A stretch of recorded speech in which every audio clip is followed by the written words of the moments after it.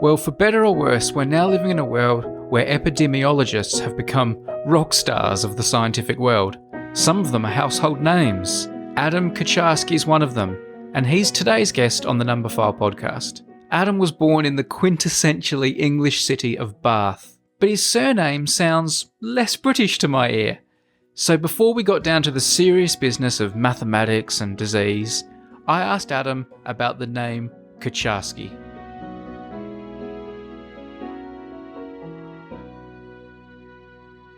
So Kucharski, is that how do you say your surname? So that's how we say it phonetically. The Polish pronunciation's slightly different, but it actually translates as cook. So it's not that unusual as a surname in Poland. But yeah, in the UK, it was my grandfather originally. Yeah, he died back in the 70s. So unfortunately, never got to hear his stories and sort of get that side of the culture. Obviously in the UK it's like a reasonably exotic surname, but in Poland it's like pretty common. Yeah.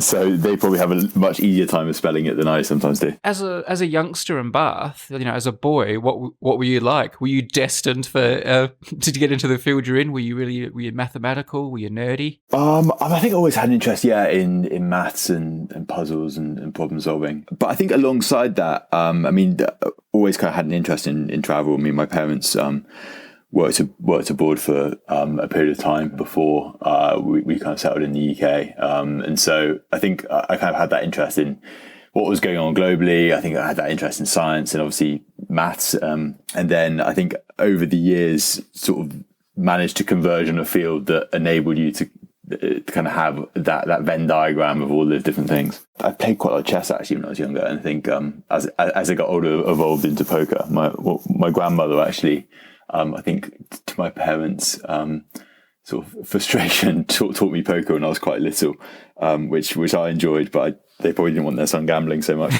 And then, in terms of sports, I think just a lot of the classic ones. So things like hockey and cricket. Yeah, a little bit of football. A sort of standard mediocre childhood footballer. In terms of just puzzles and problem solving, I think a lot of those classic books you read as a kid, things like Fermat's Last Theorem and those kind of ones, just open up that world of kind of pure maths and proofs. And I think for me that there was always a bit of an allure there, which eventually led me in that kind of track to do a maths degree. What did you do at cricket? What were you? Were you a batsman or a bowler? Or it was a spin bowler actually. Spinner. Okay. Yeah. Batsman was kind of going down the order, get a few runs and get out cheaply. Yeah, I think was my standard thing. Yeah, it was nice. Yeah, the club I played for, we had a really nice ground just on the outskirts of Bath, and there was a river actually, which is the county boundary, which was just next to the pitch basically. So you could literally hit the ball out of the county, which is quite nice. You can hit it into the next county. I love it. Did you ever hit one into the next county? Oh goodness, no. Were you really into cricket stats? Because when I was a boy, even now, one of the things I loved about cricket was the statistics and the numbers and doing all that stuff. Yeah, I sort of loved, I think, that element of it and kind of watching it and just getting to grips with everything. I was weirdly lousy at scoring though. Yeah, I think probably just got distracted chatting quite a lot. And so when you're scoring, you've got the kind of three tallies that always need to add up. Yeah, and there would always be one out. When I ended up scoring was when matches were coming down to the wire, which is where you definitely don't want to be. Oh, no. One run stray somewhere. So I think that was for me a lesson that I probably shouldn't go into something like accountancy, but right. I think the mathematical side was still there though. If I went back in a time machine then and asked that young Adam, what do you want to be when you grow up? What kind of answers would I be getting? When I was very young, I think I wanted to be an astronaut. Oh, yeah. And then I discovered that you need perfect eyesight, which I didn't have. So I think then I sort of converged or maybe it'd be a sort of something along those lines, like astrophysicist or something to do with building rockets or something. And then I think just sort of as I started doing more physics, realised that there were other bits of kind of maths and science I enjoyed more. But that's probably the default answer you would have got for a good few years. So as you got to the end of high school, were you aiming at mathematics at that point? Like what were you applying to do at university and things like that? I was actually for a while debating between history and maths, oddly enough, because I think I quite enjoyed almost that sort of digging through the evidence aspect that you have in something like history, where you kind of have the arguments over interpretation, you kind of have the different sources of evidence, and you have to try and try and weigh things up, which quite appealed. And so I think that's why, although I ended up sort of going more down the pure maths route originally, I kind of kept, I sort of write about science, and I've always had a kind of interest in the history of a lot of these concepts and ideas, because I think often the theory is very elegant, but it's actually when it stumbles its way into reality, you get a lot of that complexity and human element, which I sort of find fascinating as well. So where did you go to university and what did you study? So for my undergrad, I just did straight up maths at Warwick. Yeah. One thing that's nice actually about that course was you could take about a quarter of your degree from other departments. So I ended up, doing some models in economics, did some stuff in some bits of particle physics actually. I did some courses, basically the equivalent of an A-level in French as a minor. Right. Which was kind of, and then as I went on, there was a lot more in kind of mathematical biology. So you could do courses in kind of genomics and neuroscience and these kind of things. So I think that opened that sort of side door to, okay, a lot of these mathematical ideas are actually, really powerful in other fields as well. I have to ask, why French? In part, it was something that I'd always kind of been interested in. My uncle lives in Paris. I think I just quite like the idea of having that ability to travel a bit more and get by in another language. Unfortunately, though, when I later on during my PhD, I actually tried to do a course to kind of get back to where I was, but by a mistake, I didn't sort of realise the level of assessment on it. So a lot of the exams were weekends, and I couldn't make it, and so I basically just emailed them and said, look, I was doing this as a side thing alongside PhD. It doesn't really matter if I do the exam or not. And then when I got my PhD transcript on it, it says, maths PhD awarded, advanced French failed. So I didn't actually realise I was taking a formal course that's going to end up on my academic record. It's a blot on your copybook. Well, it's also now demonstrable evidence I'm not very good at French. What's your memories of that new world of mathematics that opens when you go to university? I really enjoyed it. I mean, it is a bit of a whirlwind, especially going into a lot of these areas like kind of real analysis, where you're talking about, convergence and different sort of concepts of infinite series and really digging down into the nuts and bolts of how proof works, essentially. So it's a kind of moving away from some of the things where it's sort of laid out a little bit more clearly, and actually getting you to think more conceptually about actually, what does it mean to demonstrate something? And I think that's quite polarizing. I think some people find that quite difficult because it's quite away from the more applied stuff they might have done at A-level. But I loved it. I thought, even just the very kind of abstract theorems you can end up getting to grips with, I think that's a really nice intellectual challenge. It sounds as though, from what you said before, that the other stuff, like the applied stuff, was still important to you. Like you were enjoying those modules and you still, would you have described yourself as a guy who loved math just for the purity of it, or it was important to you that it was being applied somehow? I think overall, I sort of wanted to go in a direction where it was being more applied. There's the sort of intellectual challenge of just doing a puzzle, or you play a game that has that kind of element, for example, which is interesting for its own sake. But I think I wouldn't have wanted that to have been 100% of my life. I think I enjoyed having that as a component, and it was great going through that experience. But I think as I went on, I realised that I wanted to spend more and more time actually trying to tackle real life problems that had real life implications. So what did you do for your PhD then? Officially it was in applied maths, but it was quite heavily in epidemiology by that stage. So it was essentially looking at the dynamics of seasonal flu. Right. So in particular, looking at how immunity builds over a flu season, how these viruses evolve, work out how to elude immunity, and then you get kind of subsequent outbreaks. I mean, there's quite a kind of core mathematical challenge there, just in terms of combinations, that, if you have 2 or 3 viruses circulating, that's not that many combinations to work out what people could have potentially been exposed to. Because, if you have n viruses, it's basically 2 to the power of n combinations of past infections. But then if you get something like flu, where, over someone's lifetime, 20 or 30 distinct strains could have circulated, then you're not in a world where you can just write down all the possibilities anymore. And actually, from a kind of tracking point of view, it becomes far harder. So a lot of my PhD was actually just working out clever ways of simplifying that kind of, 2 to the power of n problem down into something where you could actually understand, how this lifetime of accumulated immunity might influence the dynamics of outbreaks. Adam, was there a person or a reason or something that happened that made you go down the epidemiology route?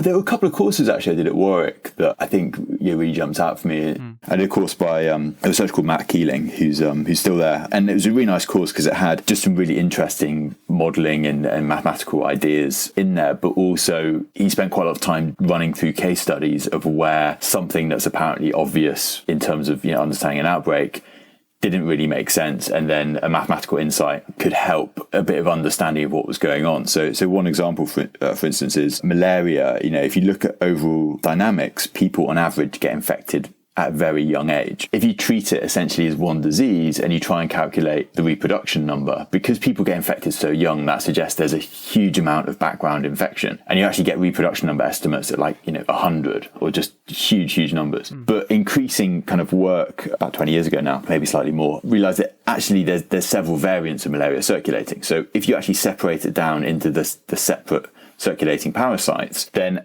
on average, each specific one people are getting infected with at a slightly older age. But, when you look at it in aggregate, you get this impression of something that's a kind of really high exposure rate. So, these individual circulating parasites have a much lower reproduction number. So the kind of the transmission of each specific strain is lower. But it's that sort of feature of when you aggregate things, it's the equivalent of doing a calculation of waiting for a bus or waiting for a bus or a car or anything else to go by. Obviously that latter event is going to be far more common. And so for me, those kind of insights linking to kind of real world data persuaded me that was something that'd be really interesting to pursue. You must have had a few other things on the table, though, as you were doing courses in, economics and particle physics and things like that. Was there a reason that it was the epidemiology that grabbed you? Was it an inspiring lecturer? Was it just innately the more interesting thing to your personality type? Or so I think it was. There's a couple of things. I think like a lot of people in that era, I ended up doing an internship in finance. I think pretty much everyone I know,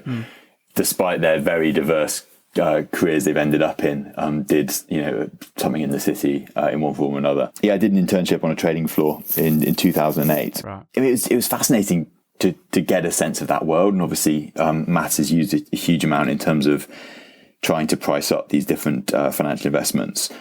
But partly for me, I didn't really see it as a long-term career that would kind of keep my interest. And I think also, 2008, what was the Lehman Brothers going under and sort of a huge disruption in the industry. And so I think that was making a lot of people rethink as well, is this actually the industry you want to be in? I think already by that point, the kind of seeds had been sparked. And it was actually that summer talking to a lot of people, a lot of the kind of quants who specialize in modeling, about their memories and what they really enjoy. And a lot of them quite clearly, PhD in that part of their lives was something that they really got a lot out of. And it made me think, if I've got this opportunity to do more study, worst comes to worst, in a few years, I'll decide to change my mind and go back into industry or something else. I really got the impression from a lot of people who'd been in that they'd got a lot out of it. And for me, it seemed like that was an experience I wanted. But as an alternative to working on a trading floor, I can see why working on a trading floor for your life might not appeal. But I also would think at that time, why would studying, diseases and nasty infections and things like that be something you want to do for a career? Yeah, and I think also that there'd been a bit of a background presence of that in my life. My grandfather had polio and sort of basically spent his life unable to walk. And so I think the impact of disease and having a career where you're not just getting to tackle some really interesting scientific questions, but also you potentially could have an impact on how countries can respond to outbreaks. I think for me that was a really nice balance, and it also had that element that had been there from years past of the kind of understanding the history, understanding the kind of social and behavioural context, which enabled me not just to be kind of looking at theoretical models, but actually linking it very much into societies and behaviour, which for many of these pathogens is what causes outbreaks. It's a kind of social feature of transmission as much as a biological one. We're going to come to COVID and coronavirus in a moment, and obviously that's made epidemiologists like you absolute rock stars. But before this had happened, what did you think your career was going to look like? Did you see yourself going into academia and just putting out papers and studying flare-ups for life, or did you see yourself going into the medical industry? What did you think was going to happen? So I think before COVID, a lot of my work was going in the direction where there were really a couple of parallel threads of research. So one was providing outbreak support to different countries, different collaborators. So we'd worked previously on the Ebola outbreak in West Africa. We'd worked on things like Zika as they emerged. So using models with various governments and various kind of NGOs and other organizations to try and give them insights essentially so they could do their job better. I mean, we did some work, for example, over the Christmas of, I think it's 2017, of the diphtheria outbreaks in the refugee camps in Bangladesh with MSF. So again, it's kind of just giving people additional context that they might not otherwise have to respond. But alongside that, I was also building up with various collaborators a lot more actual studies of different aspects of epidemics and transmission. So we had various projects around the world looking at things like immune responses and how populations have shifting infections and flare-ups. So not just doing the theory, but actually going out and collecting data that we could then use to refine our predictions about how these epidemics are working.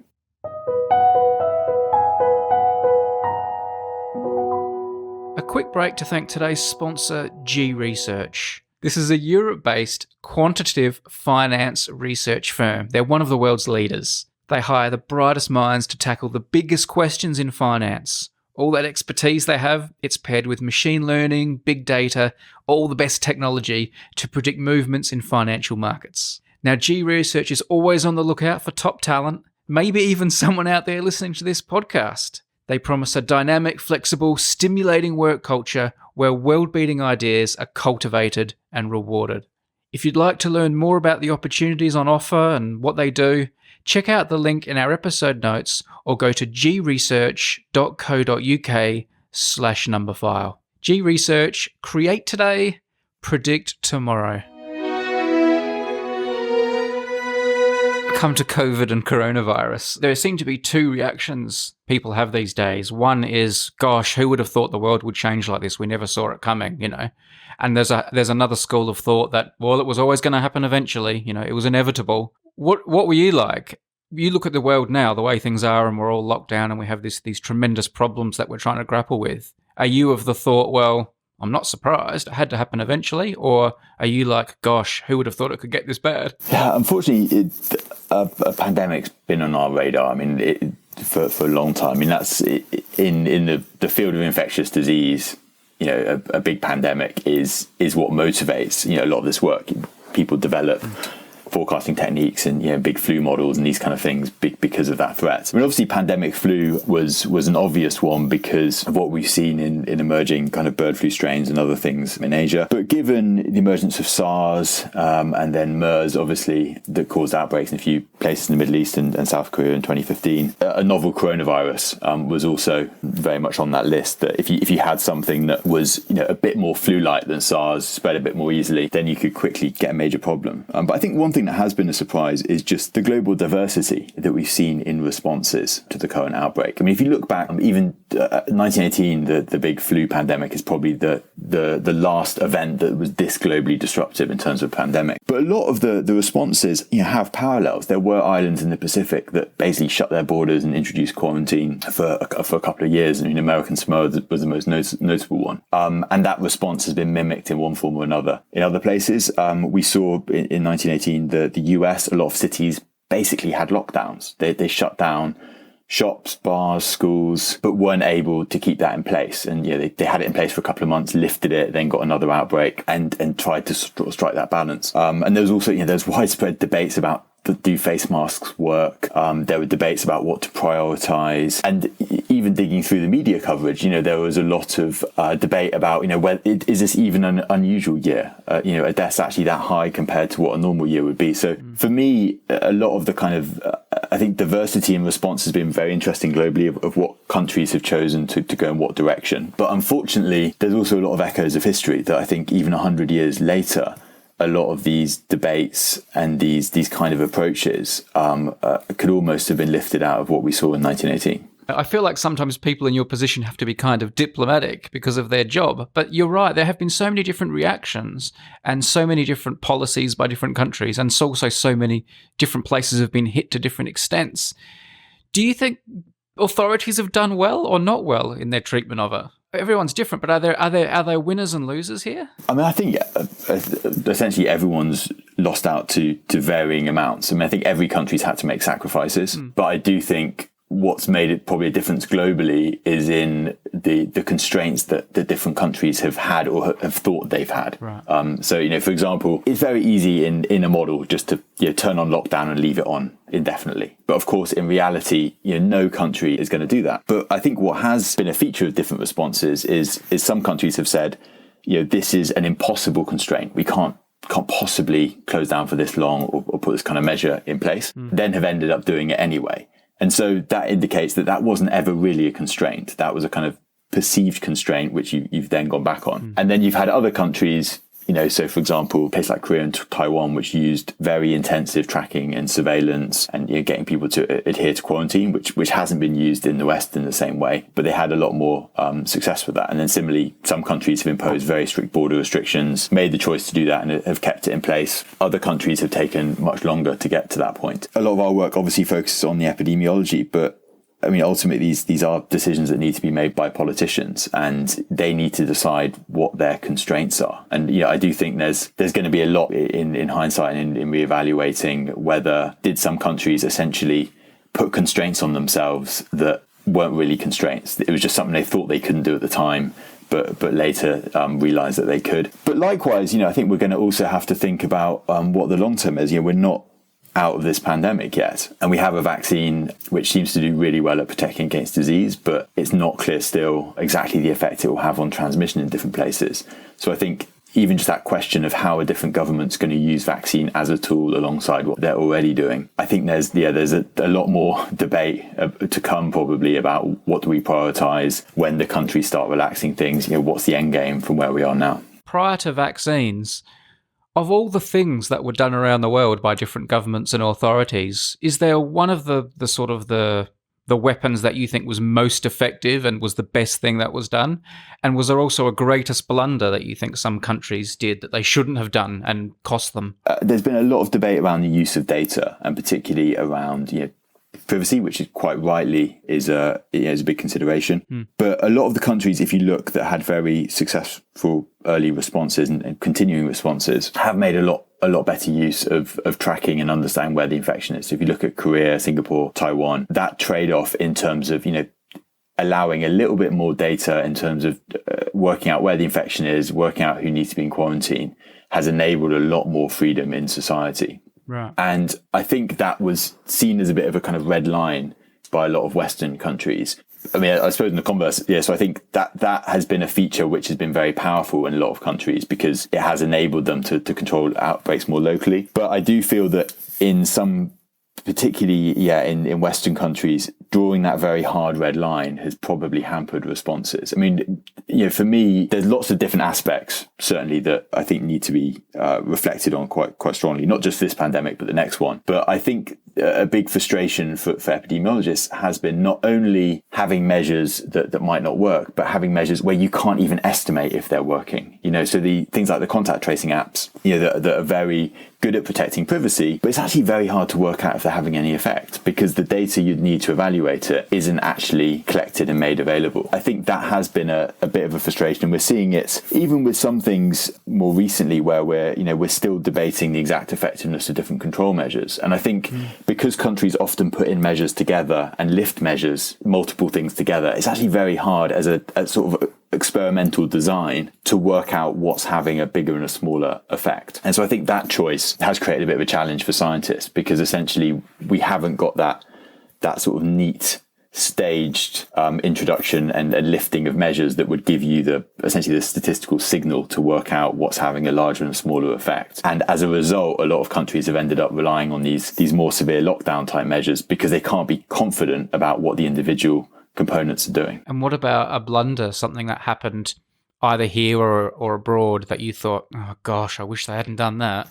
An enormous one for several countries early on was just not only not realizing they had a problem, but denying they had a problem. I mean, the US stands out, but I mean, other countries that essentially weren't really testing or looking for virus and assuming that meant they didn't have any. Yeah. And unfortunately, I think we're seeing that reflect in some other countries now with the emergence of new variants. And so I've sort of said quite a few times over recent weeks that countries have to treat this like a new pandemic. And for me, one of the big barriers to the response in Europe in spring was people were so focused on Asia, they missed the huge epidemics that were developing within Europe. And if you look at the UK, if you look at genomic data, our imported cases early on didn't come from Asia.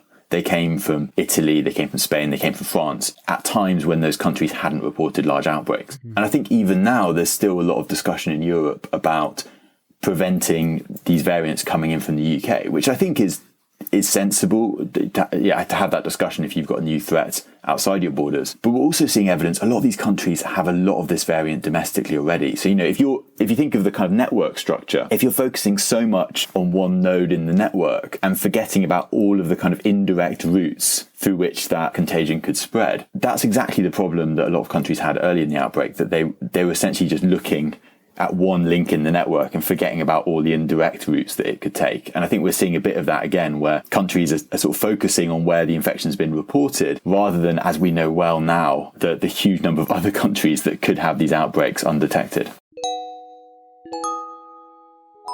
Obviously, you do a lot of mathematical modeling and you're dealing with data and that.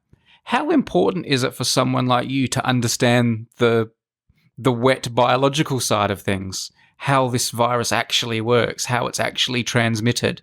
Do you get it from touching stuff? Do you get it from breathing? Like, how much do you have medical knowledge, and how much can you ride above that and just depend on the mathematics and the numbers and sort of be oblivious to the reality of what's going on in the cells and in our noses and in our lungs? We talk a lot with people on the lab side and people on the medical side, because obviously whatever we're doing, we want to make sure is informed by what's actually going on. But in terms of the nuts and bolts of, say, how things grow within a host, how things transmit, it depends a bit on the question that you're interested in. So, if you're interested in the average amount of transmission currently going on, so things like our estimates, on average, how much is each person spreading it to another?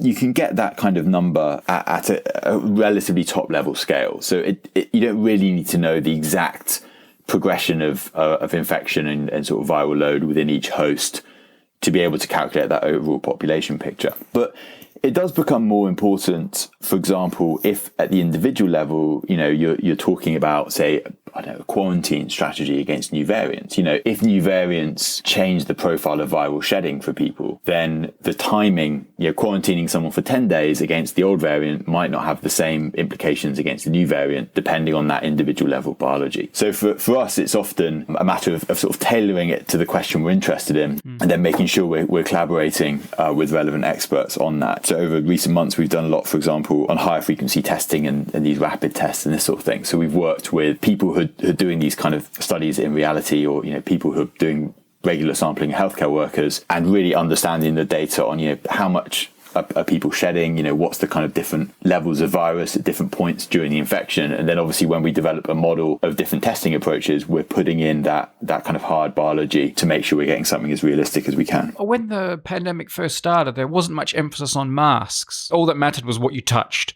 and how often you washed your hands. And then it felt like after a month or two, suddenly it was all about the masks, and it became much more that this is an airborne problem, when that wasn't the case at the start. And I'm just wondering how that affects someone like you. Like, if you're looking at data on should we be wearing masks, what's the effect, how far should we be standing apart, and things like that. These things seem to really matter how it spreads. I think it makes a huge difference, particularly for the advice you give people. I mean, so in our models, we often sort of aggregate at a scale where, you don't have individual people sneezing individual particles in your model. You might, for example, have a household, and then you'll use information on household risk to put together that kind of model structure. So, for example, if you have someone infectious within a household, from early UK data, they had about a 30% chance of infecting one of their contacts.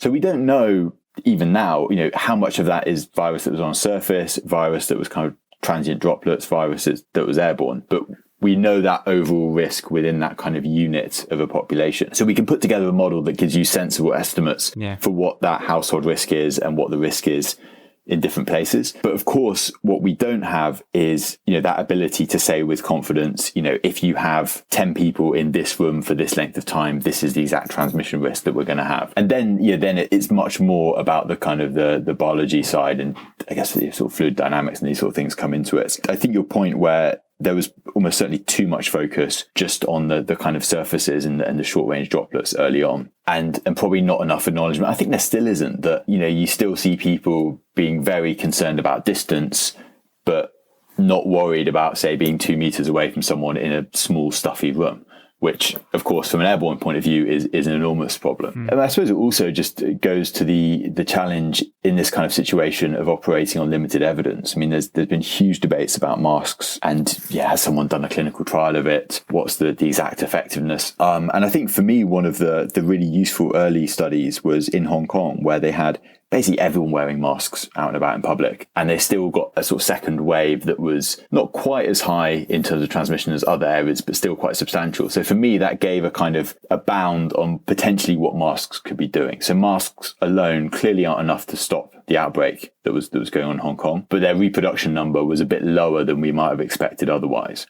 So for me, that kind of gave okay, ballpark, this might be doing 20 or 30%. I think that debate around masks and how to quantify these values, I think has been really interesting, because it does show almost the different philosophical outlooks people have on evidence and how they interpret it. But ultimately, we're in a pandemic. We have to make decisions. And if we have some evidence from a multiple number of patchy sources, we have to do something with it.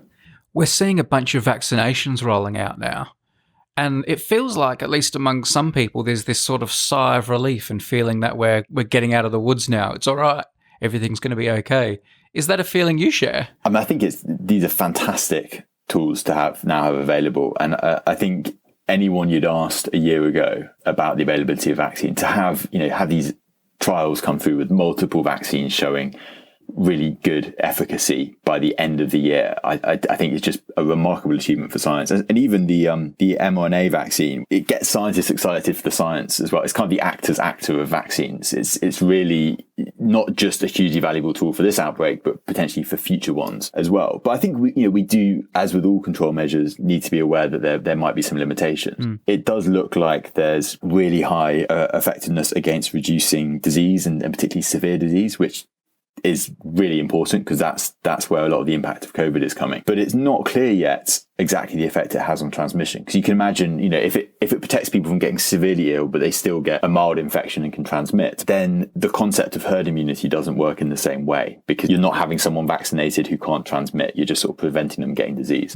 So I think Israel is going to be one of the earliest signals we're getting, because they're vaccinating at such high rates. I think probably in sort of towards the end of January, February, it's going to be quite clear what the effect of some of these vaccines is having. Because ultimately, if you have a situation where they don't reduce transmission a huge amount, but they reduce symptoms, essentially you've got to vaccinate everyone in your risk groups, and then you've got to think about what other measures you want to have. More optimistically, if vaccines can prevent transmission, then they might do a huge amount to controlling outbreaks, and we don't have to rely on these hugely disruptive measures. And I think the other point that perhaps doesn't get enough coverage is just the global perspective as well. In the UK, there's a huge rollout, relative to other countries in vaccines, but there's some parts of the world where they're not going to get widespread availability of vaccine for perhaps 2-3 years.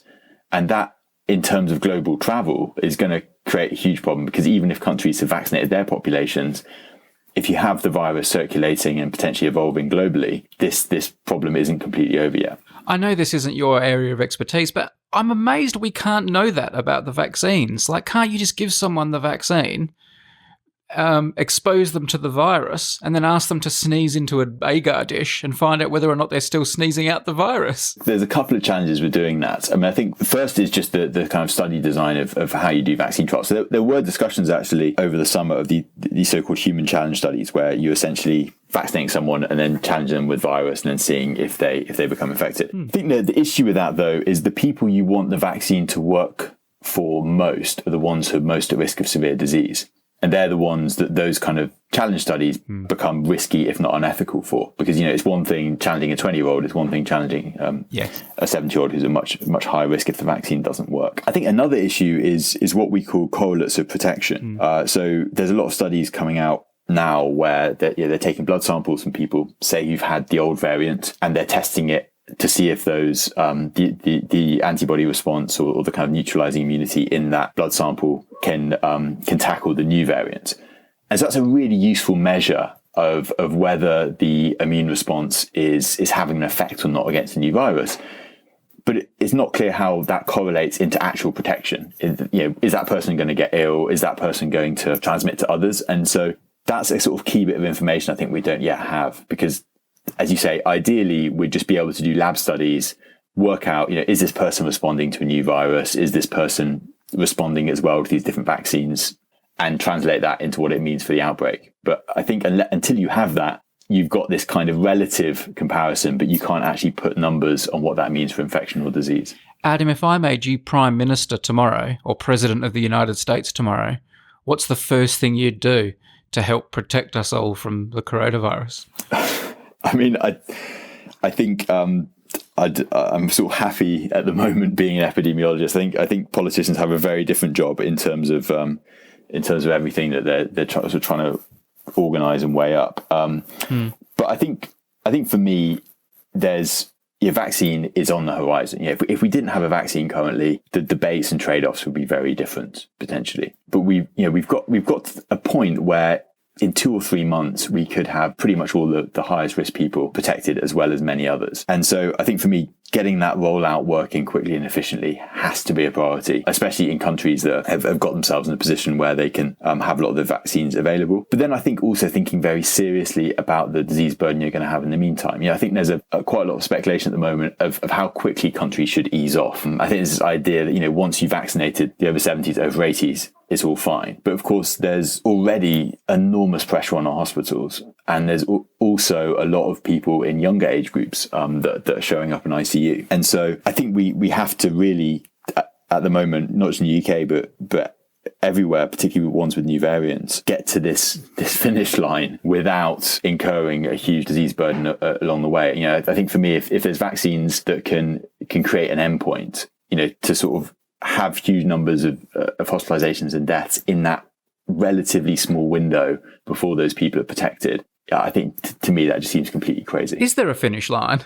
Some people say this will be with us forever. Other people say by the end of the year it'll be like a distant memory. Is there a finish line for COVID-19, coronavirus? I don't think there'll be a hard finish line. I mean, I think there's a point where with vaccines we can be confident that the more at-risk people have a much, much lower risk than they would have, say, a year ago. But I do think we have this problem that the virus is going to continue to circulate globally, and particularly until we understand how well vaccines are going to work against new variants and whether we can develop new vaccines, I think it is going to be an ongoing challenge. I mean, data came out this week from a couple of studies in South Africa showing that the new variant there is not neutralized as well by existing immune responses. So basically, if you've been infected with the old virus, you can't get rid of the new one as easily, and signals that perhaps that's similar for vaccination. So a lot of people who kind of work on evolving viruses are, I think, converging on the idea that this may end up similar to something like flu, where we have to update our vaccines every now and again. And actually, seasonal coronaviruses, although they're much milder in terms of their impact, we do see this evolutionary change over decades with these kind of infections. So I don't think it's going to be the case that it's going to be eradicated like smallpox or something was, but I think we will gradually get to the point where the risk is much lower. We can be far more confident that this isn't going to cause huge disease burden, that that we're protecting people against the majority of variants.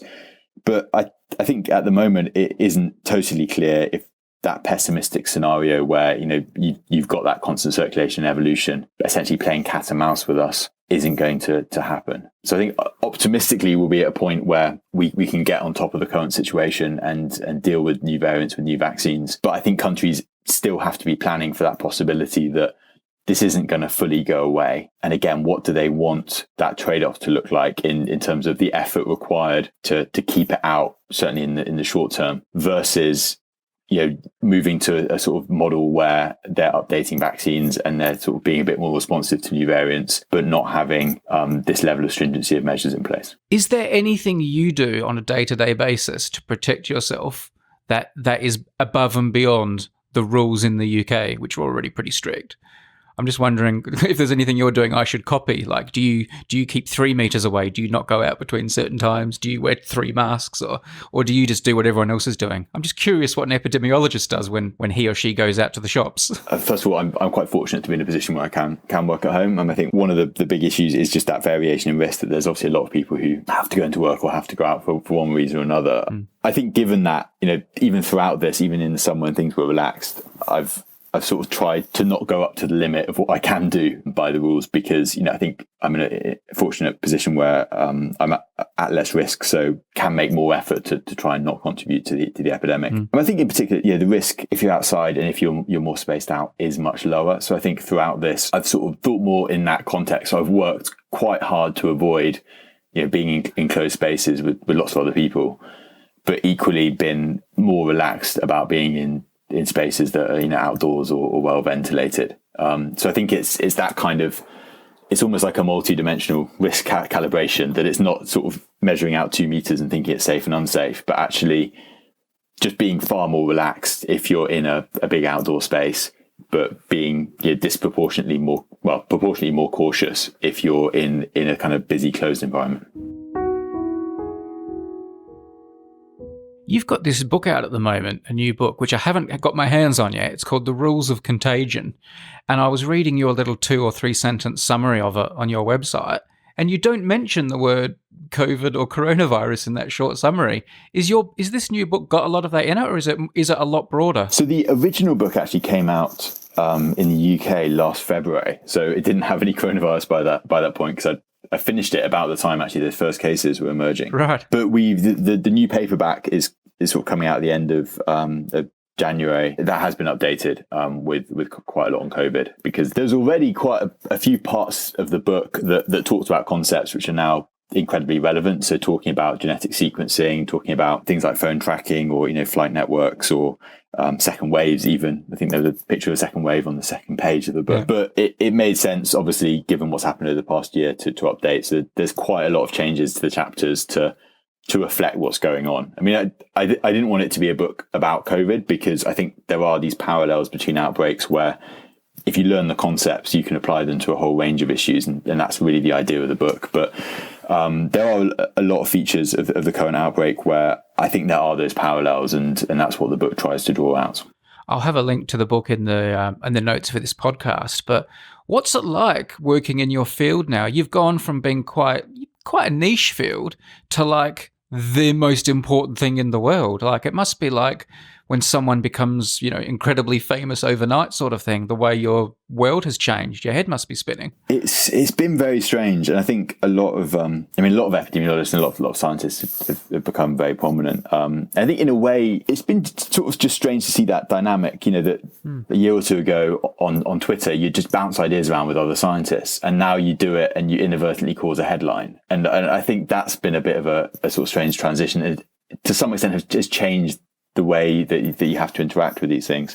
But I think it has been good to see sort of prominence given to those ideas. And I think for me, one of the things that I just want to have done over the last year and continue to do is just make sure that people are really thinking through the logic of what they're talking about and what they're suggesting. Because there are difficult decisions ahead. And I think people and governments have to go into those with open eyes, whether it's saying, if you choose to relax things, this is what you might see in terms of your outbreak. Or if you're talking about some kind of testing strategy, just realizing that these are the characteristics of your test. This is what it's going to look like. And I think it has been good over the last year to see almost that mathematical literacy in terms of outbreak increase massively. I think everyone now is comfortable with the idea of reproduction numbers. Most people have a better grasp of how data lags work. Cases come down, then hospitalizations come down, then deaths come down. I mean, I think in a small way, I hope that I've contributed that over the last year, and by talking to journalists and talking to people in the media, have at least helped people make sense of what's going on. Obviously, it doesn't fully solve the problem, because there's no super easy solution to this. But I think as long as everyone's kind of on the same page, so at least we're getting the basics right, and then we can move on to what's really important. If I get to interview you again in 12 months, do you think it will be in person? I hope so. I hope with the vaccine rolling out, we can at least get to the sort of levels we were seeing last summer. I think there inevitably will be some restrictions that remain in one form or another, either whether we're talking about this kind of global evolutionary risk of new variants, because if we're vaccinating our population, we need to work quite hard to protect that immunity. We don't want to be in a situation where we vaccinated most people and then we get something that comes in and evades the vaccine. But I hope once we get to that point, even if we can't have massive 1,000-person parties yet, we can at least get gatherings, because I think it's been a really tough year for everyone. I think things will get better, but it will take some time.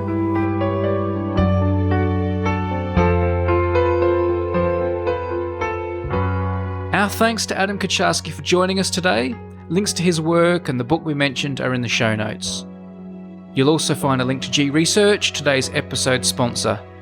This podcast is made possible by the Mathematical Sciences Research Institute, MSRI, in Berkeley, California. I'm Brady Harron, and you've been listening to the Numberphile podcast. I hope you'll join us again soon.